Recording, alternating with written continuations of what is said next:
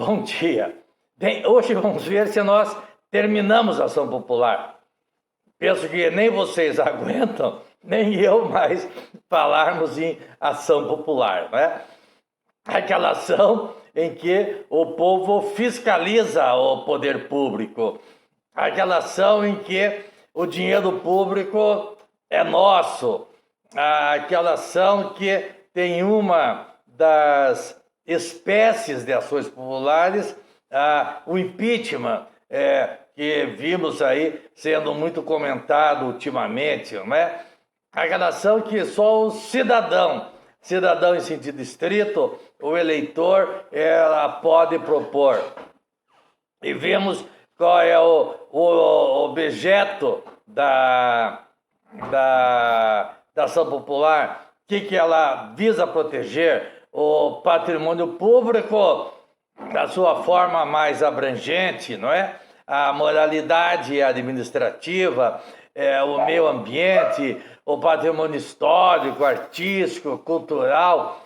Vimos daí lá no artigo 4º quantas hipóteses de ação popular relativamente a operações bancárias, relativamente a exportação, importação, a questões relativamente à concorrência também. Vimos quem são as partes na ação popular, que pode ser tanto a pessoa jurídica de direito privado, como a pessoa jurídica de direito público. Vimos ainda que pode ser parte também os funcionários. Vimos também que todas as pessoas que se beneficiaram com os atos lesivos ao patrimônio público, também elas podem participarem do polo passivo. Vimos uma hipótese muito interessante da empresa estar no polo passivo e poder atuar no polo ativo, deixar de contestar a ação popular e atuar no polo ativo. Vimos as hipóteses de participação do Ministério Público como custos legis e, em caso de abandono, não é, e desistência por parte do autor, o Ministério Público ou outro autor poderão dar continuidade à ação popular. Então, o Ministério Público pode ser autor? Pode sim, mas em caso do cidadão que propôs a ação, desistir, não é? Ou abandonar a causa. Vimos que existe também as medidas liminares relativamente à ação popular e, finalmente, a sentença. A sentença ela vai estar prevista lá. Vimos o direito de requisição, a requisição de documentos pelo juiz, quando esses documentos estão lá com os réus, não é? Bem, e agora nós vamos concluir em relação à sentença. Bom,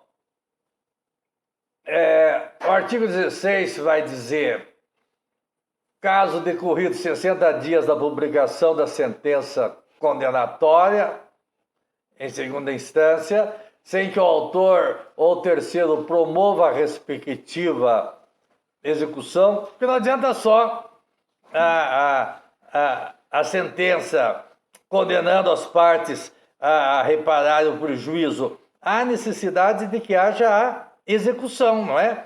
A sentença pode ser líquida quando estabelece um valor fixo de condenação ou ilíquida quando esse valor será apurado em perícia, será apurado o que nós chamamos de liquidação de sentença, arbitramento, etc. Bem, importante é que tem que haver a execução. Se o autor ou um outro cidadão lá não requerer a execução, caberá aí o Ministério Público promovê-la no prazo de 30 dias, sob pena de gravidade, de falta grave. Ou seja, o Ministério Público não pode propor a ação, mas é dever dele, diante da omissão dos cidadãos que propuseram, requerer a execução da ação popular, execução da sentença.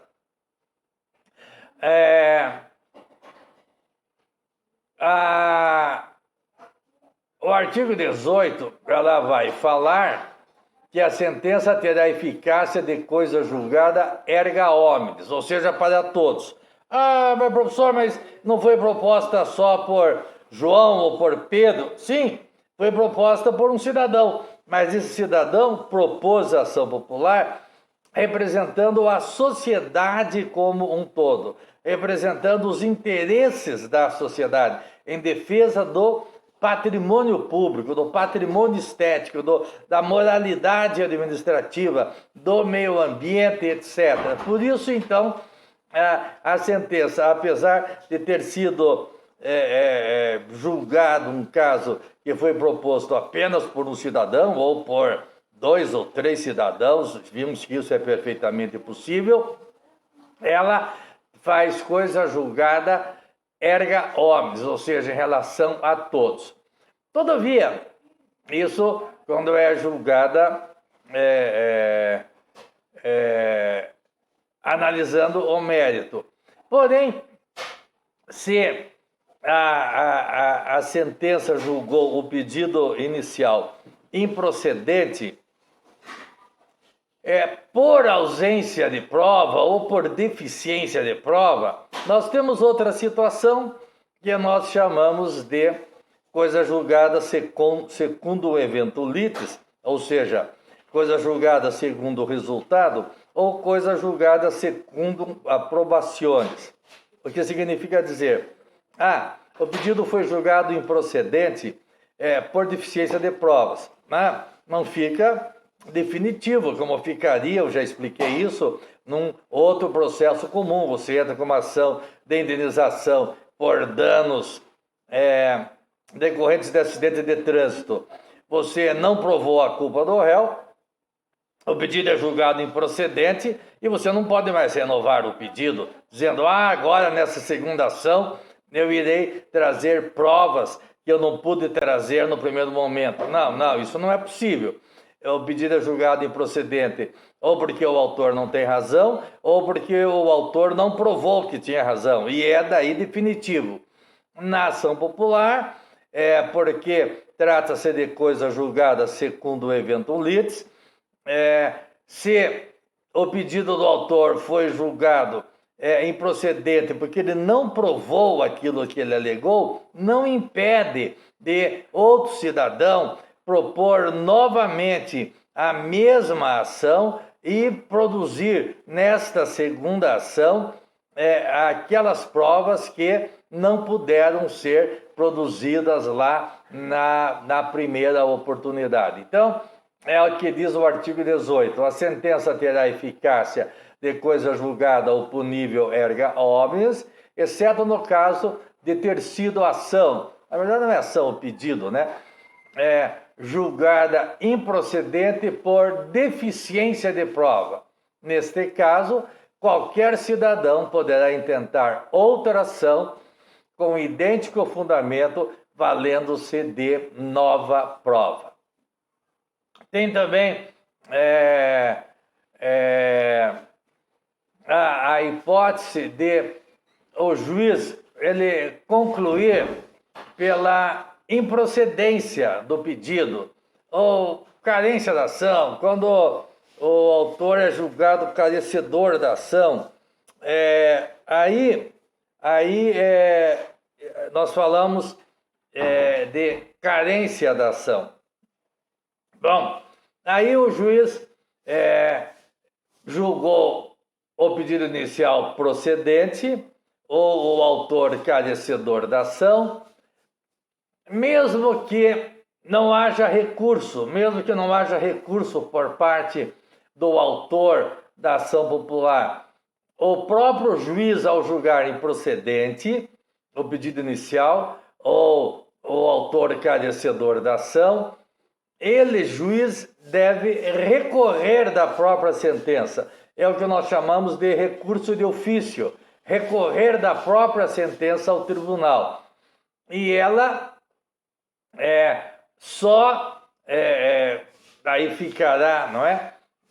Definitiva quando o tribunal confirmar essa improcedência da ação. Aqui agora analisando já o mérito da ação. Então, o autor perdeu em primeiro grau. Perdeu em primeiro grau? Eu não vou recorrer. Não faz mal. O próprio juiz tem que recorrer da sua decisão para que essa decisão seja confirmada ou não em segundo grau, não é? Por um tribunal.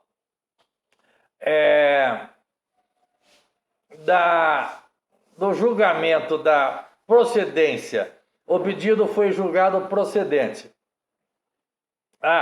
Os réus, eles podem apelar, recorrer para o tribunal? Sim, os réus podem apelar. Só que esse recurso dos réus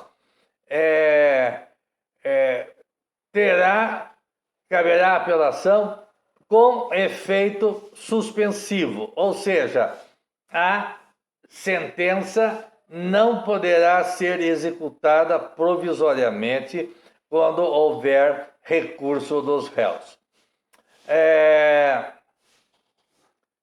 O artigo 19, parágrafo 2º, ele vai falar que das sentenças proferidas contra o autor e das decisões ali suscetíveis de recurso, o autor, normalmente é o autor quem recorre. Mas se o autor não quiser recorrer, qualquer cidadão e também o Ministério Público pode recorrer. Então, veja, o Ministério Público não pode propor ação, só pode propor quando houver desistência ou abandono por parte do autor, mas o Ministério Público poderá e deverá requerer a execução da sentença, o Ministério Público poderá produzir provas e o Ministério Público poderá também recorrer. E aí também qualquer cidadão poderá recorrer das decisões proferidas contra o autor. Muito bem, então, com isso, eu espero que nós tenhamos finalizado a ação popular e que vocês tenham percebido a importância da ação popular, o alcance da ação popular e, infelizmente, como ela é muito pouco utilizada, porque se é da nossa natureza, não sei, nós não damos muita importância para a coisa pública. Nós temos uma natureza mais egoísta, mais pensando apenas só no individualismo, no interesse próprio e deixando daí a coisa pública por conta das más administrações, por conta do desperdício do dinheiro público, por conta das manipulações das verbas públicas. Mas se nós nos interessássemos mais pelo destino do dinheiro público, penso que não haveria tanta sonegação, não haveria tanta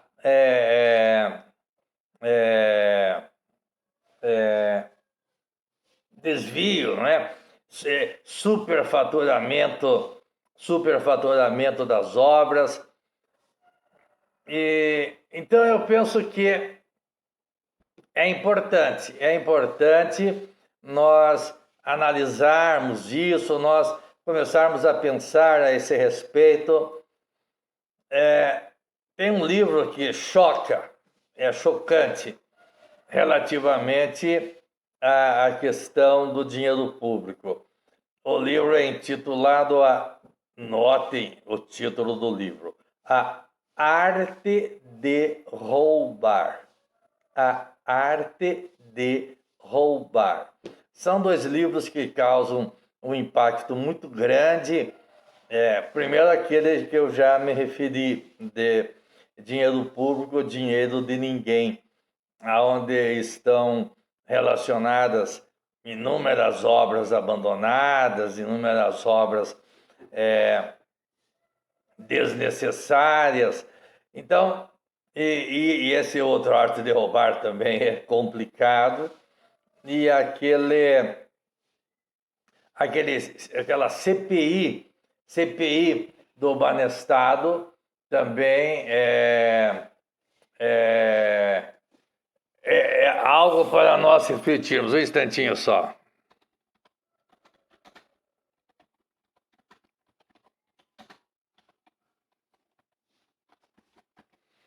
Bom, agora então que nós terminamos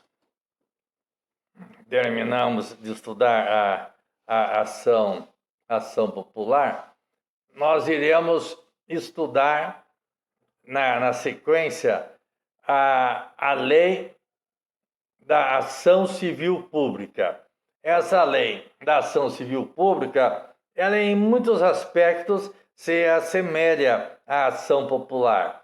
É a lei 7.347, de 24 de julho de 1985.